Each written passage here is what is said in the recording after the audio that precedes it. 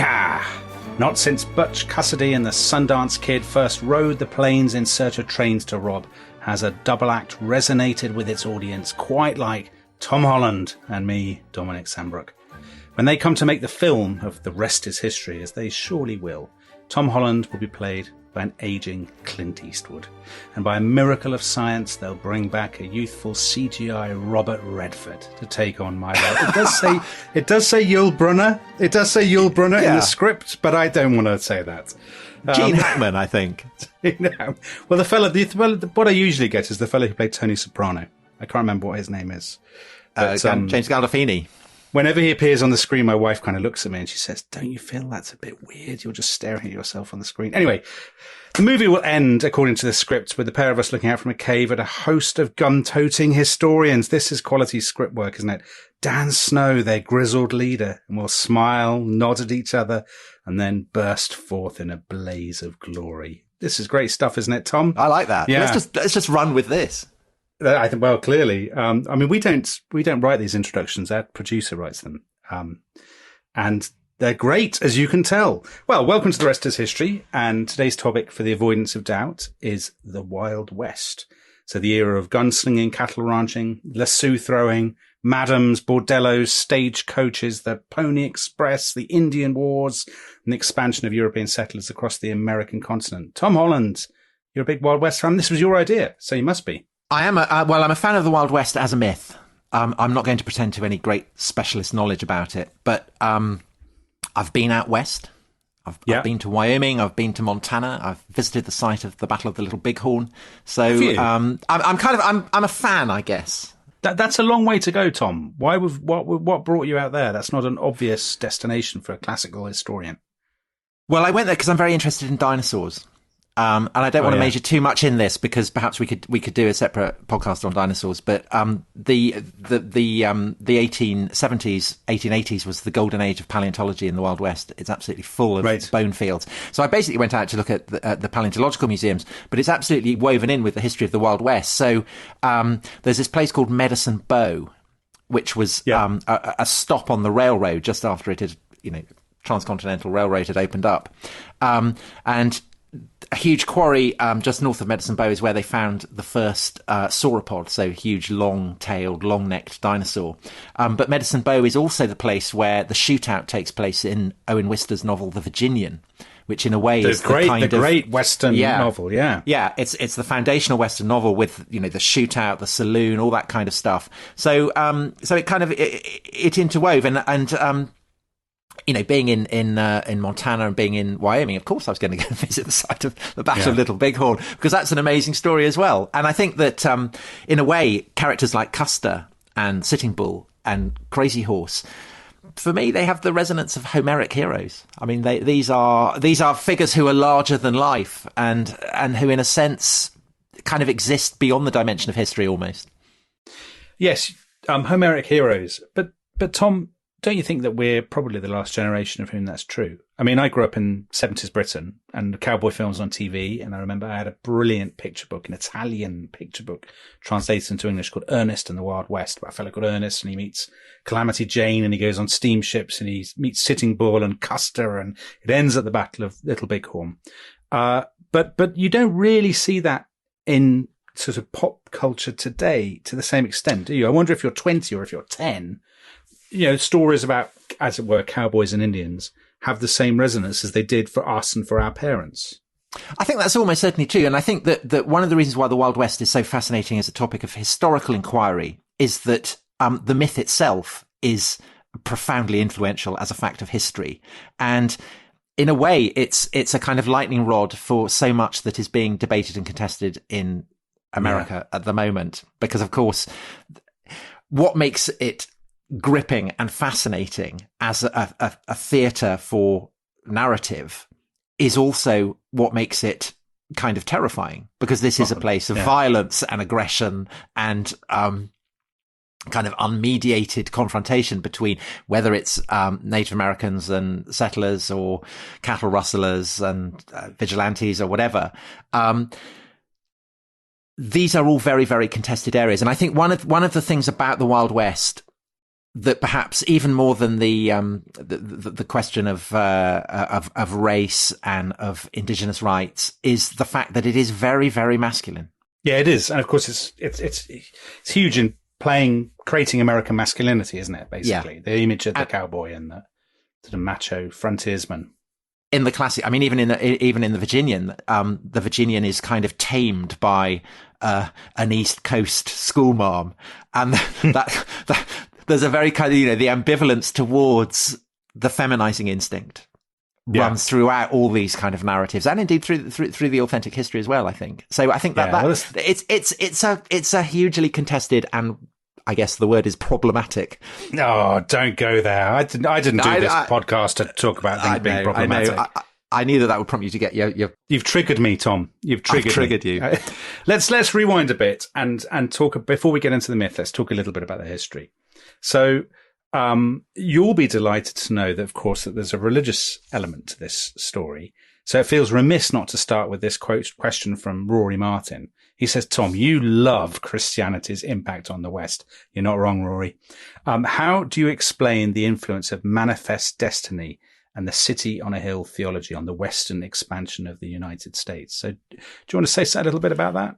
Well, I guess that, in a sense, the moment that English settlers land on the shores of North America, they're dealing with the Western frontier, aren't they? Yeah. I mean, the moment you step onto Plymouth Rock, everything west is a frontier from you. Yeah. And of course, those early settlers are very motivated by the idea that they're living out the Book of Exodus, that they've been given a promised land. Yeah. And that of course is a part of what drives people westwards. But shockingly, I don't think it's the main thing. This is very unusual. So I think one of the fascinations of the West is that it's clearly essentially driven by greed. I think. I mean, it's a need for land. It's a need for fur. I mean, to begin with, it's the desire for trapping that leads them, down these rivers, killing all the beavers. I do think that, of course, religion plays a huge part in the narrative of the West. The figure of the preacher is an absolute kind of standard. And I think also that when you look at Native American responses to it, the influence of Christianity is fairly huge. So right at the end of the Wild West period, the tragic story of the ghost dance. The ghost dance, that's an amazing story. Yeah, where Native Americans are suffused with a kind of distorted sense of the Christian apocalyptic. They have this idea, they're living among the absolute ruins of their world. And the ghost dance is this kind of messianic message that if they dance, then the white men will vanish, will be kind of buried beneath 5 foot of soil, and the buffalo will come back. The buffalo have been wiped out, and with the destruction of the buffalo, the whole Native American way of life has been destroyed, and that all the Native Americans who are dead will come back to life. And it's kind of terribly, painfully tragic reworking of the Christian story.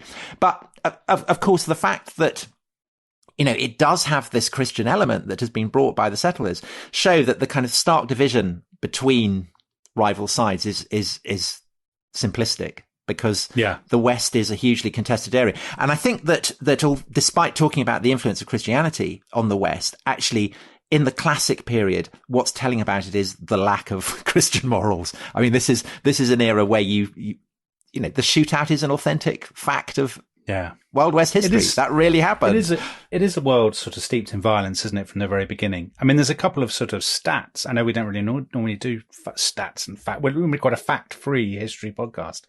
But, people argue about how many Indians there were at the beginning when the first sort of settlers arrived in North America. But there were probably, the estimates vary massively, but let's say there were between 5 and 10 million. But by 1890 or so, there were 250,000. So a colossal decline in just a short time. But an even more shocking figure, actually, which I only found this morning when I was swatting up for this podcast, is that in the late 18th century, there were 60 million bison in North America. And in 1889, there were 541. So, as you say, the bison, which, the Native Americans depended on the bison. They had this kind of symbiotic relationship. And when the bison were destroyed, their world just completely fell apart. And the story of this, which basically is not the story that we got as children, is just the utter extermination. And extermination is the word. I mean, American generals talk about exterminating the Indians quite freely, and their men, behave often with appalling savagery. That's really the sort of story that is still slightly obscured by the Romantic myths, isn't it? Well, oddly, not for me, actually, because actually the destruction of the buffalo, bison, whatever you want to call them, is for me, it's probably the thing that more than anything else haunts me. When I went to Wyoming, they have them in Yellowstone National Park, and that more than anything else was what I wanted to see. I wanted to see them moving, and the scale of the ruin, the scale of the destruction is just monstrous. And the accounts that you get, I mean, essentially it's the railroad that opens it up, isn't it? Because suddenly the hunters' insufficient volume to get out and wipe these, herds of millions as available. And you have these terrible stories of people riding along in the carriages with their rifles, just kind of shooting all the buffalo that they see.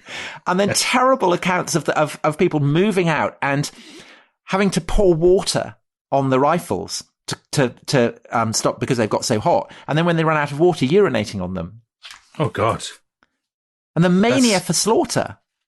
The volume of hides that get sent back to the east for carpets and conveyor belts and whatever, and the bone being crushed up into fertilizer. And then there's nothing.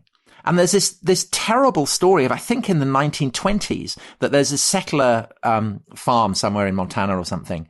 And one day a buffalo walks into town, and it's like everyone in the town goes, "What is this?" It's, they know what it is, but it's a legend to them. It's like a ghost has appeared. So the whole town comes and stands around this buffalo, and they just stare at it, and they stare at it for about 20 minutes, and they don't know what to do with it. So a guy gets a gun and shoots it. Oh, God. I knew that was going to happen. That's so depressing. That's unbelievable. And of course, the same thing happens to the beavers. Yeah. The scale of environmental destruction that the westward expansion of the United States brings, I think, is devastating. I mean, to some extent, it focuses what happens wherever European settlers move. Yeah. It really focuses it. It's a story about capitalism, isn't it, to some extent? You'd expect this from a Marxist historian like me, of course, Tom. But it's a story about the costs of capitalism. Stephen Cook has a question picking up on something you said about railroads. He says, did the railroad tame the Wild West? And clearly, I think the railroad played a huge part. So the sort of, in some ways, the heyday of the Wild West, I mean, the Old West period, I suppose, it runs from, it runs from American independence through to the end of the 19th century. But the kind of heyday of it is the years around the Civil War and just after the Civil War, sort of 1860s, 1870s, 1880s. And that is, of course, as you said, the age of railroad expansion. So you have these kind of Union Pacific lines and so on, these colossal lines that are carrying people across the US. But it's not just, that would have happened with or without the railroads, because it happened with the wagon trains and all these trails and all that sort of thing. And as you say, I think profit, the desire for profit, is a big part of this. But the question that sort of nags at me is where we've talked about so often in this podcast about counterfactuals and inevitability. And there's a great what if at the beginning of this period. So in 1812, after the 1812 war, when the British and it was 1814. So the British and the Americans have had their war and they're trying to get a peace treaty. And the British wanted an Indian buffer state, in what's now the upper Midwest. And the Americans said no, because they already had their eyes on it and they'd sort of earmarked it for expansion. And I wonder if some kind of Indian state under kind of British patronage had been created, whether we'd be telling this story in the same way. But of course, the Americans wouldn't countenance such a state for obvious reasons. Right. But also, I think that, I don't think that was ever possible, because I don't think it was within the remit even of an American government that was willing to sign that, to agree to it. Because essentially, if you look at what happens in the 1840s, basically the process of westward expansion runs away from the federal government. So you've got the war against, you've got the war against Mexico, which is incredibly brutal. It's the backdrop for Cormac McCarthy's great novel Blood Meridian, which is, a terrifying portrayal of. Yeah, we talked about that in the historical fiction podcast, didn't we? And that essentially is organized by gangs of vigilantes. And it's one that the United States then piggybacks onto. But also you've got the gold rush. And 1848, same year. There's nothing. Yeah, so there's nothing that any federal government could do to stop people going on that gold rush. No, the government's simply not powerful enough to control. Yeah. As you say, I mean, it doesn't have the institutional resources, doesn't have the manpower actually. Yeah, and then of course you've got the Civil War, which again means that vast reaches of the West essentially are beyond federal control. Yeah. So you got the Texas Rangers, who played a prominent role in the war against Mexico, and then particularly against the Comanches. They go back and fight on the side of the Confederacy, and that's when the West really becomes wild, because it's an absolute free for all. There is the Civil War and the Wild West kind of bleed into each other, and that's one thing that you get from. So people who don't know much about the Civil War, or the Wild West, but have seen Dances with Wolves, will get a sense of this, because Kevin Costner, his character, is a Civil War veteran, and as so many of the soldiers and indeed the scouts and the sort of these classic figures, sort of the Wild Bill Hickoks and the Buffalo Bill Codys. I mean, a lot of them have been involved in General Custer. Yeah, Custer is a Custer had been a cavalry officer, hadn't he, in the Civil War, and his career had gone nowhere afterwards. He'd fallen out with President Grant, Ulysses S. Grant, former Civil War general who'd become president, and he was basically trying to revive his political career, Custer, when he goes off on this doomed attempt. Well, I think Custer actually, he just loves it, doesn't he? He loves the West. He thinks it's fun. He relishes the excitement of it all. I can't believe you're speaking up for Custer, Tom. I never saw this coming. Well, Custer's a terrible man, really. He is a terrible man, but he's also a charismatic man because he enjoys everything that he does. And so when he gets told by Grant that he can't go with his, with the 7th Cavalry, he basically falls down on his knees before General Terry, kind of begs him, and it's the kind of the flamboyance and the histrionics of Custer that I think people actually really respond to. He's a much loved figure among the military. I mean, he has a lot of enemies, but he's also very loved. And I think that part of what makes Custer a success, and he is a success right the way up to Little Bighorn, is that he's the kind of the model of what every cavalryman would like to be. He's a creature of whim and impulse whose reaction to a buffalo is to go off and shoot it, to seeing a war band of Indians is to charge it. And essentially, there's this fantastic from Sitting Bull, who was not at Little Bighorn, but was asked to say, what do people who fought at Little Bighorn say? How did Custer die? And he says, well, the very last thing that Custer did as he died was first to kill someone and then to burst out laughing. And that's how he died. And that's basically, but there is a kind of charisma there. But before we go to a break, Tom, which I want to do in a bit, I'll just say one thing, which I think you've absolutely picked up on, which is celebrity. Custer was a celebrity. Custer took journalists with him on his expeditions, and he manicured his image in the papers. And actually, this whole subject of the Wild West, one reason that it's such a great subject and it's been so glamorized and it's been so debated, is that it is wrapped up from the very, from the outset of the sort of Civil War-ish period, the sort of heyday of the Wild West, with photography, with dime novels, with journalism, and with Wild West shows and all those kinds of things. So Sitting Bull appears in shows, in kind of reenactments. And actually, almost all of these people that we've talked about are engaged in the media. So they're either putting on shows for the public, or they're writing, and Custer writes stories in the papers. And that's what makes it such a great subject.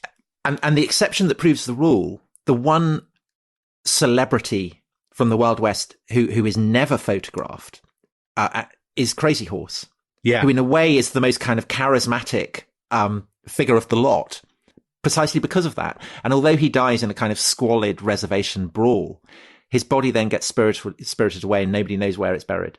But that obviously, so that's the legend, isn't it? That's the he's the King Arthur of the Wild West. And the whole thing of that, he will come again.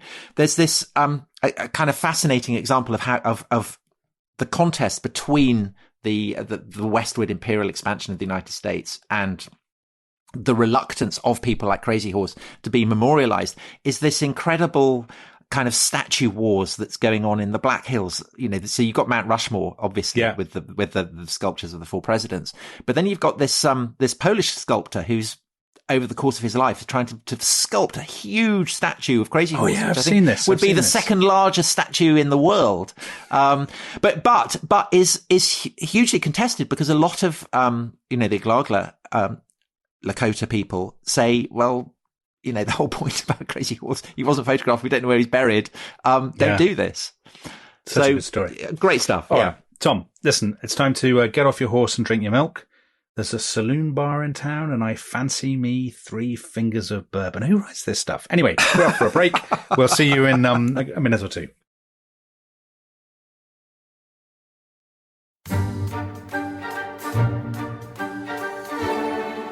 Welcome back to The Rest is History with me, Dominic Sandbrook, and Tom Holland. And a reminder that on Wednesday, the 21st of April, we will be doing this podcast live on the internet.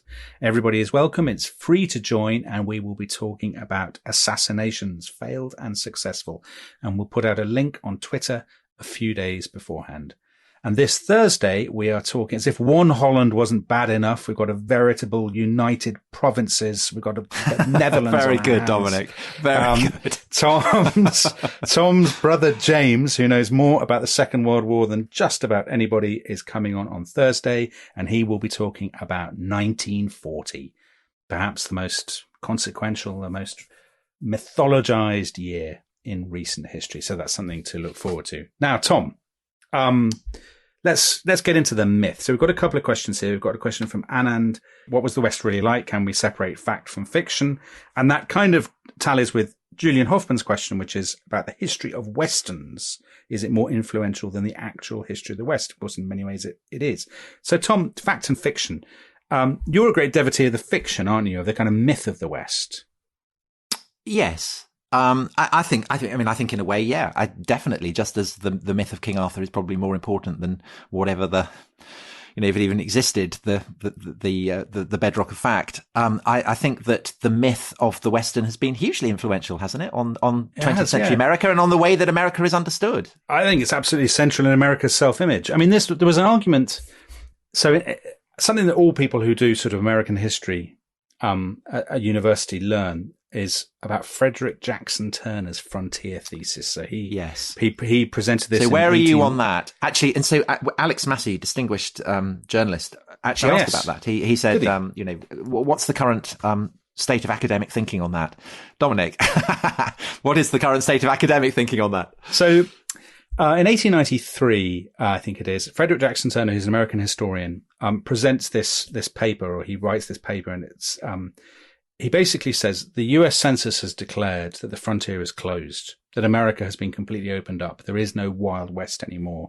And he writes this paper basically saying the frontier is key to America. It's what makes America different from Europe. This is the point at which Americans are sort of straining for a sense of national identity and a sense of distinctiveness from Europe. And he says it's the frontier, and it gives you democracy, it gives you freedom, it's very violent, it gives you self-reliance, and all these things make America different from Europe. And the frontier is key to our identity.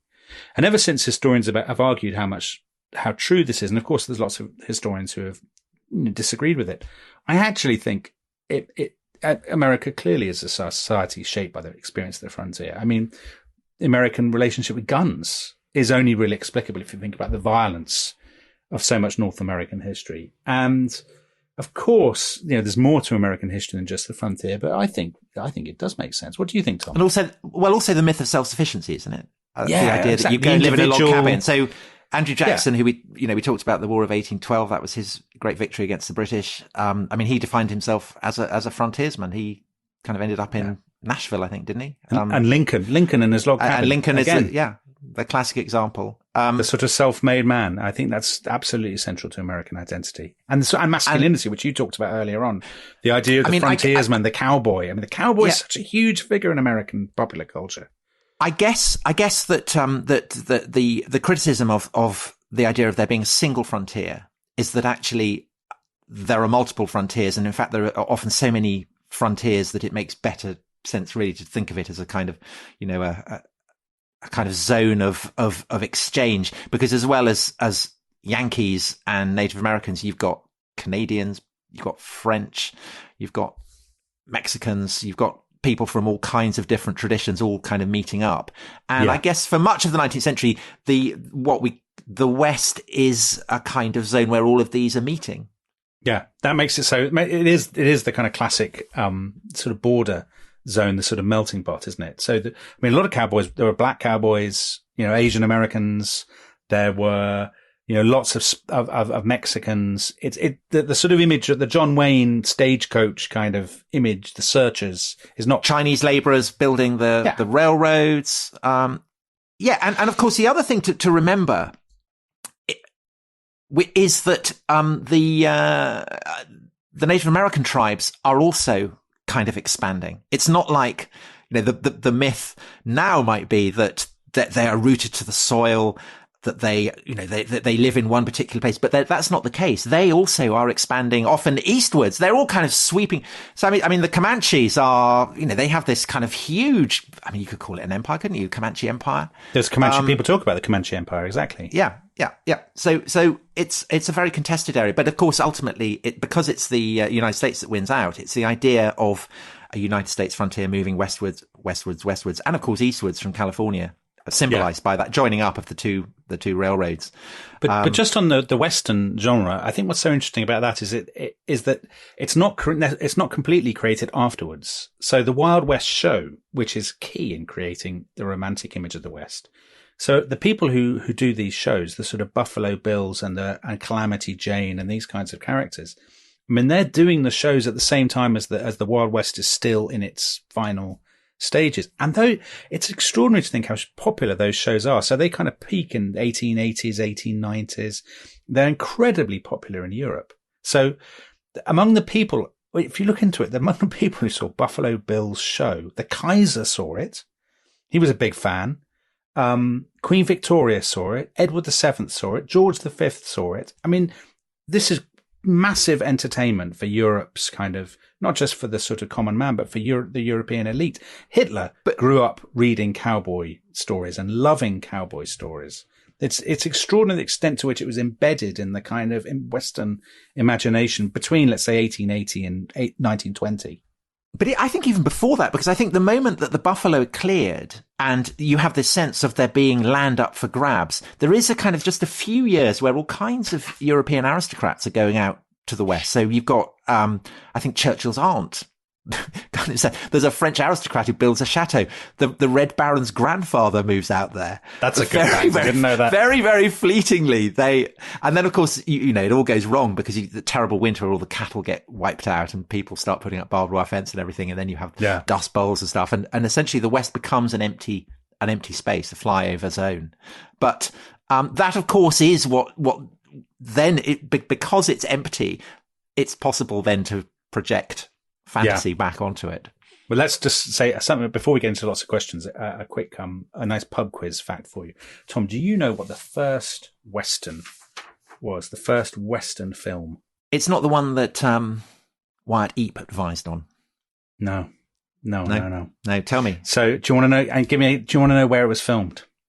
Probably. I think it was. I do know this. It was filmed in the Lake District, wasn't it? It was filmed in Blackburn, in Lancashire. Yes, yes, I did know that. Yes, I did. So it's a film called, you can see it online, it's called Kidnapping by Indians. And it was a film by Mitchell and Kenyon, the great sort of cinema pioneers. So it's filmed in Blackburn in 1903, and it's the first Western movie. It's a minute long.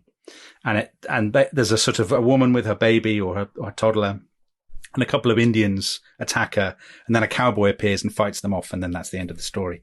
But that in itself tells you just how international this was right from the very beginning. Obviously later on you have the spaghetti westerns of Sergio Leone and so on, but even at the beginning, but does it not also point out what, in a sense, we were talking about right at the beginning, which is that actually, to understand the West, you have to imagine yourself back into a world where you could be kidnapped by Indians. And, if you get kidnapped by the Comanche, it's going to be pretty horrible. That, you're going to be buried up to your neck and have your eyelids cut off or have your testicles cut off and stuffed in your mouth. It's all fairly unspeakable stuff. And so the element of danger, of real jeopardy, then of course, once that sense of danger, jeopardy has gone, it provides a perfect stage for film. I mean, it does. And I think as well, the Wild West, don't you think though, Tom, that the Wild West also flourishes? I mean, this is also the period when Tolkien is writing and when kind of medievalism is super popular. And in other words, the Wild West is a legend created for people who live in cities who are, you know, they don't see the Great Plains. They don't live in communion with nature. They don't get out, you know, they don't get out of their factories and their offices very much. And it's a bit like the Boy Scouts in a way, you know, Baden-Powell's and the romance of kind of King Solomon's mines and all these sort of British imperial adventure stories. It's escapism for people, for an increasingly urban population. That's what I would say. Dominic, we've got a question here from Selva Durfasic, who says, What is it about this period that led to the creation of the mythic cowboy gunslinger, and why throughout our culture has this warrior legend become so enduring? So I think in a way you've basically answered that. Yeah, although also the gunslinger, your point about masculinity, Tom, there's a lot of that in it, isn't there? The gunslinger, don't you think? I mean, there's a sort of the Clint Eastwood sort of stereotype, or the John Wayne stereotype, of this sort of taciturn, granite-jawed figure. I mean, is it a coincidence that emerges at the time when the women's suffrage movement is taking off? You know, when men are seeming maybe more feminized? I don't know. So that's why I think almost the most interesting Western. And you as an American specialist, I don't know whether you agree with this, but as a kind of mirror held up to American culture would be High Noon. Because the plot of High Noon is, there's a bunch of bandits who are riding down on the town to gun down the sheriff who'd put away the leader of the bandits who's been let out of prison. And he is, he's Quaker bride, and they're due to go off and enjoy their honeymoon. But he feels that he has to stay in the town and defend it. And the Quaker bride, Grace Kelly, says, if you do this, I'm going to leave you. And her husband, the marshal, played by Gary Cooper, insists on staying because he feels that that's his duty. And it's this that then it's Ronald Reagan's favorite film and Bill Clinton's. And interesting, you mentioned Tony Soprano. It's Tony Soprano's film. And Tony Soprano is kind of saying, I want, why aren't people strong and silent like Gary Cooper anymore? And for Reagan and Clinton, it's about overcoming, because the townspeople in High Noon are feckless and cowardly and won't back him. It's about doing the right thing in the face of everything. Both Hitler and Stalin loved Westerns, Tom. So that sort of, there's something about that, isn't there? About the sort of the male hero, the defying, I guess. But there's also a sense of doom that hangs over a lot of these Westerns, because that not only is maybe the protagonist potentially doomed, but the world is doomed as well. I think that was what gives it this sort of romantic edge, don't you think? Yes. And again, it's the sense that this masculine age of heroism is actually threatened by what is often cast as the kind of feminizing impulses of peace. So the Grace Kelly figure in High Noon, she's kind of persuaded that actually it's her duty to stand by her man. Do not forsake me, oh my darling, the famous song. And she ends up shooting the baddie in the back. And then but if she hadn't, then the marshal would be shot. And it's also the plot, Tom, of Once Upon a Time in the West. So Sergio Leone's great film. So that the woman is the protagonist. Claudia Cardinale is the protagonist. There's the coming of the railroad. All the sort of old gunslingers basically end up dead. Henry Fonda and go, and she is left alone at the end. Basically, she is now the defining person who's going to sort of rule the West. The railroaders come, the old age is gone. And that's part of, I think, that sort of sense of a vanished age, of a lost age of chivalry. And that chivalry often sort of plays a part in these things. There's a kind of, I think that you can map onto the stories of the Old West, like High Noon and like The Searchers or Stagecoach or whatever. Stories about knights, stories about, the hero in shining armor. And so again, to go back to Owen Wister and the Virginian, I mean, he was kind of overtly racist in his sense that the Anglo-Saxon race were this kind of, they were the original knights errant, and that in a sense, inferior races had to be cleared out of the way, which would include, Mexicans as well as Native Americans. And I think that that's another kind of element in the cultural development of the Wild West myth, that makes it obviously furiously contested at the moment. Let's do some questions. Do you want to pick one? Well, that's an interesting one from Gregory Doyle. How different were the American and Canadian experiences of the Wild West? Because, of course, Canada had a Wild West as well. Are the gunslinging sheriffs versus the unarmed Mounties both caricatures or demonstrative of fundamental differences? I hope you're going to answer this, Tom, because I actually know. You got no views on that? At all. I have no views. I'm like H.A.P. Taylor on the very first Question Time when they asked him a question about housing. And he said, I have absolutely no opinion about this at all. And I've always admired him for that, but and looked for an opportunity to do it. And the first mention of Canada is my chance to do that. Well, but Canada had a gold rush as well with the Klondike. Yeah. And it had a frontier. I mean, and it had Native Americans. Yes, but much less heavily settled.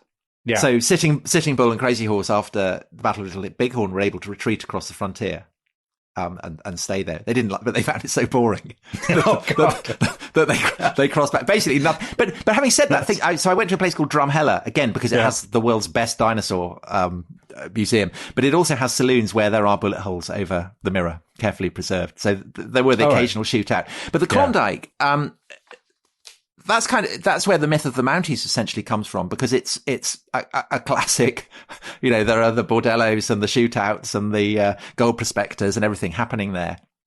And the Mounties go in and they kind of muscle it down. But also the Klondike Gold Rush is the setting for Jack London's two great novels, The Call of the Wild and White Fang, which is, a kind of brilliant explorations of that whole theme. And they're set in Canada. So I think there are Canadian dimensions to the Wild West myth. Well, not just Canadian dimensions. So Andrew J. has a really good question. He wants to ask about Russia. He says, how does it compare with Russian expansion under the Romanov? So Russia expanding east. Both saw massive expansion. They meet to a certain extent near Alaska. Do Russians have a similar sense of manifest destiny? And I would say absolutely they do. There is that is to me a really interesting parallel. The Russians are expanding at pretty much exactly this point. So they're going east into Siberia, which is obviously not very settled, but they're also going into Central Asia. And to some extent, the Russian equivalent of the cowboy is the Cossack. They're on the frontier, they're unregulated, they are armed, they are hyper masculine, they are, they're outlaws, they're freebooters, all this sort of thing. So, cowboys do have analogies outside the Americas. Yeah. Yep. Good stuff. Okay. Well, how much longer have we got? Are we loads of time? Okay. Well, this is a great question. Jeff Anello, what's the stickiest myth about the Old West that is patently wrong? Gosh, that's a good question. AJP tailoring again. Yeah, no, a lot of the myths are anchored in, have a grain of truth though, don't they? So you mentioned bordellos. I mean, bordellos, they were a thing. Partly they sprang up there were so many miners and cowboys, obviously. I suppose. But did all the tarts have hearts? Well, everybody's got a heart, Tom. Surely you know that. Yeah. I've never met a tart without a heart. That's for sure. Yeah. Anyway, on the myth, what about cowboys? I think cowboys, our sense of cowboys is probably, being a cowboy was unbelievably boring. You sort of spent so much time in the saddle. Then you did your 2 roundups every year where you separated out the calves to be branded from the rest of the sort of herd. It's very grueling. The cowboys are often young. They start often when they're adolescents. Then later on, some of them are Civil War veterans.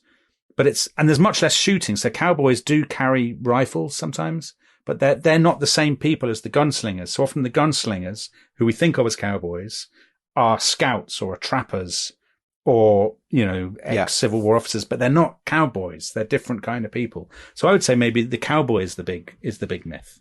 And would you expand that to say that actually the idea of cowboys and Indians is a myth? Because isn't the point about cowboys that the cowboys are moving the Texas Longhorns or whatever it is from up into Wyoming and Montana because the buffalo and the Indians have gone. So there's basically there isn't, Yeah, so actually you're right that the cowboys, the people who really kill a lot of Indians are the army. Or sort of vigilante bands, as you say, but they're not really cowboys. That's not a cowboy's job. A cowboy's not there to kind of go and kill lots of Indians. A cowboy is there to look after the cattle, basically. So yeah, you're right. The cowboys versus Indians myth is not quite right. Yeah, so maybe that one. Okay, so perhaps another one would be the idea actually that there are goodies and baddies in the Wild West. Yeah. That there are people with, there are entire groups of people with white hats and black hats. But that's obviously been turned on its head, hasn't it? So now there's no question. I was only reading this morning an essay by an American historian talking about how the moral lens has completely changed. So now Anglo-American capitalist settlers are often painted as uniquely bad. They are just the baddies. And the Indians are sort of, what are the Indians doing? They're sort of taking drugs and communing with spirits and being close to nature and stuff. And what's sort of slightly lost from that is the fact that the Indian culture was often incredibly violent in a way that we would now find really quite off-putting. Well, yes, we mentioned the Comanche record with torture, which is really quite something and terrifying. Yeah. But I guess also the what we think of as the Great Plains culture is very, very influenced by what Europeans are bringing. So I mean, it's dependent on the horse, it's dependent on the rifle. Yeah, so and I think that again, it's that sense of there being a stark division isn't quite true. Both are kind of influencing the other. Because actually, a lot of Indians spend most of their time fighting each other, not fighting the white man. So, I mean, one reason why they are, why they fail to resist, American expansion is because it's the classic story of imperialism and conquest, that often the indigenous people spend as much time fighting each other or quarreling or thinking how they can use the settlers to play against their enemies, as much as they do in kind of resisting the newcomers. But actually, Alex Shiphorst has this question, which is the question underlying this whole subject. Can the killing and atrocities carried out on local native populations be categorized as genocide, or is it more nuanced? I mean, can we talk of a genocide of Native Americans? Tom, what do you think? This is such a difficult but necessary question, I think. I think that the annihilation of the buffalo was an attempt at cultural genocide that basically pretty much worked. I don't think that, they didn't want to wipe out every last Native American, but that expansion westwards with the railroad and the army moving in coincided with a kind of a cod Darwinism. It's when Darwinism is really kicking in as a kind of a popular idea, and then it seems to have lent to large elements of the American elites the sense that it was kind of, if you like, the manifest destiny of the red man to retreat and be diminished before the rise of the white man. And there was definitely a kind of racial component to that. And when General Sheridan gave the order that the buffalo should be wiped out, he was consciously saying, he had this kind of famous phrase that it would, the prairies would be covered with speckled cattle and the festive cowboy.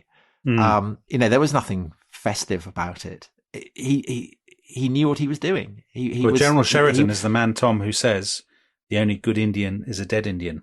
It's kind of hard to. The weird thing is that for so long, people would quote that as a sort of almost an amusing, swashbuckling saying. Whereas now I think it's very hard. I mean, I speak as somebody who's very unwoke. I mean, I'm basically fast asleep by kind of woke standards, but I find it hard to read some of this stuff without feeling, very conflicted, very moved.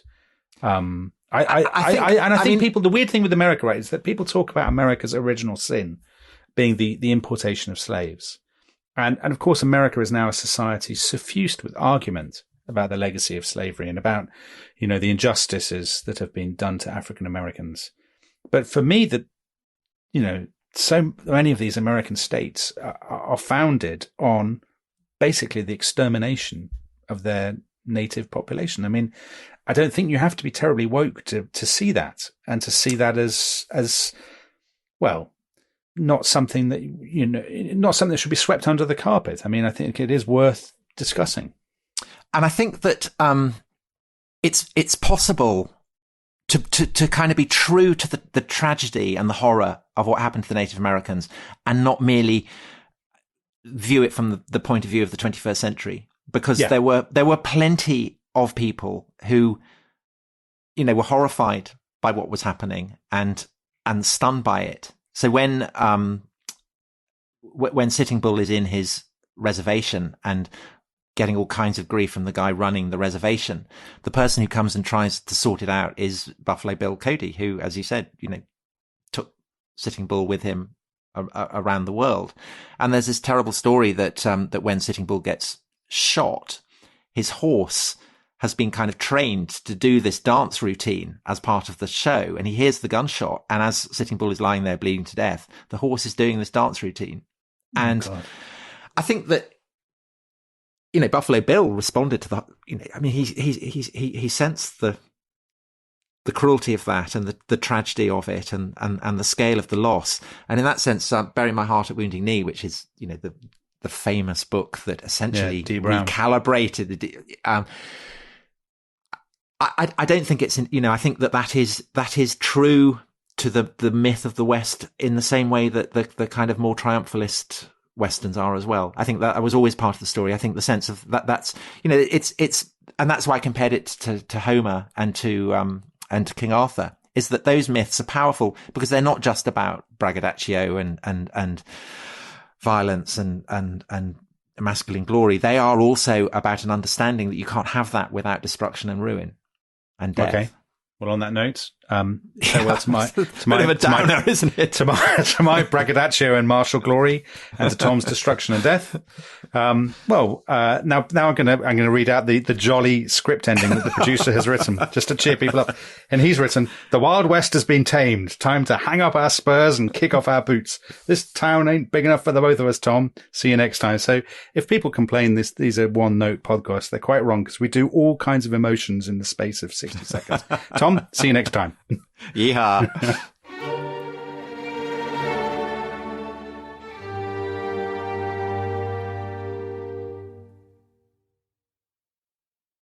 Thanks for listening to The Rest is History. For bonus episodes, early access, ad-free listening, and access to our chat community, please sign up at restishistorypod.com. That's restishistorypod.com.